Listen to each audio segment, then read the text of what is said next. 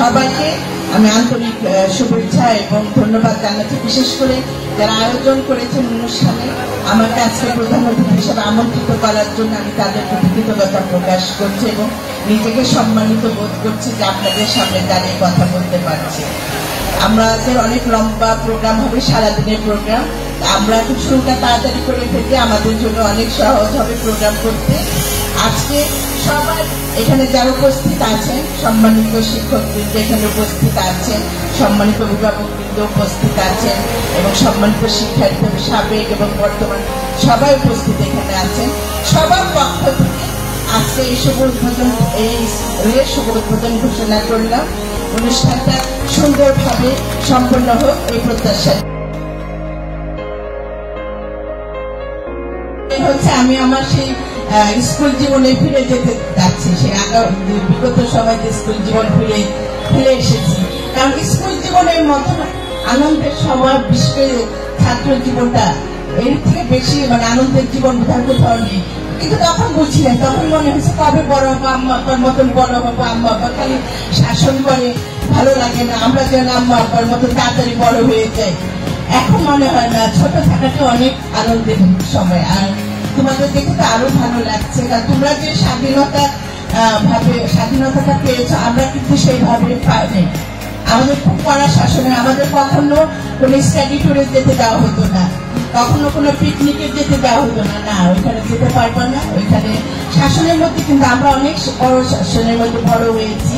তারপরে মনে করি যে না, বাবা আমাদের অনেক ভালো একটা শিক্ষা দিয়েছেন, যে আমরা যেভাবে আমাদের মানুষ করেছেন আমার বাবা, আমি মনে করি যে আমি প্রত্যেকটা জায়গায় সেভাবে নিজেকে অ্যাডজাস্ট কিভাবে করতে হয় সেটা আমার বাবা শিখিয়েছে।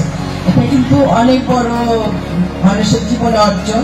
আমি মনে করবো এখানে আমরা যারা আছি, তোমরা যারা এখানে আছো, সবাই কিন্তু আমাদের 3টা সত্তা নিয়ে কিন্তু আমরা জীবনে থাকি।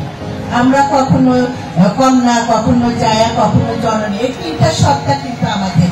এবং এই 3টা সত্তার মধ্যে কিন্তু আমাদের নারীদের সৌন্দর্য, প্রতীক শক্তি, সত্তা মিশে আছে। আমরা এই 3টা সত্তা একসাথে হয়ে কিন্তু আমরা কাজ করি।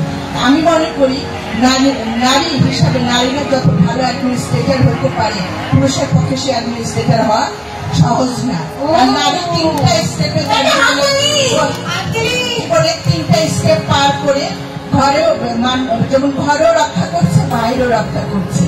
যারা এখানে আছে সবাইকে বলবো আমাদের অসাধারণ কিছু করবে। আমি সাধারণ হই, আমি অনন্য হতে হবে আমাকে।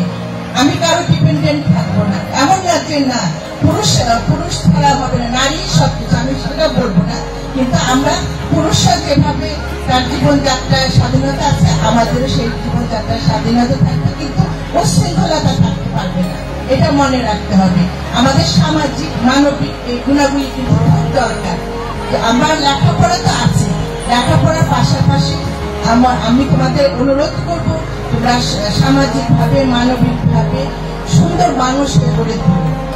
শুধু রেজাল্ট পাস হওয়ার মধ্যে কোনো গৌরব নাই, কিন্তু আমি যখন লেখাপড়ার পাশাপাশি আমার বাকি গুণাবলীগুলি যখন আমি রাখতে পারবো, তখন কিন্তু আমি পরিপূর্ণ মানুষ হিসেবে তৈরি করতে পারবো। আমি কিন্তু, তোমরা জানো না, আমার মা আমাকে মাছ কোটা শিখিয়েছে, আমি মশলা বাটাও শিখিয়েছে আমার মা, আমি রান্নাও করতে পারি। আমি মনে করবো প্রত্যেকটা নারীকে তার সমস্ত কিছু শিখতে হবে। সে যেখানেই যাবে সেখানে যেন সে নিজেকে সবার সাথে মিশে যেতে পারে, নিজেকে মেশাতে পারে, সবাই যেন তার কাছে অন্তত কমফোর্ট জোন একটা ফিল করে। এই জিনিসটা আমাদের প্রত্যেককে এভাবে নিজেকে গড়ে তুলতে হবে। অনেক অনেক ধন্যবাদ। আমরা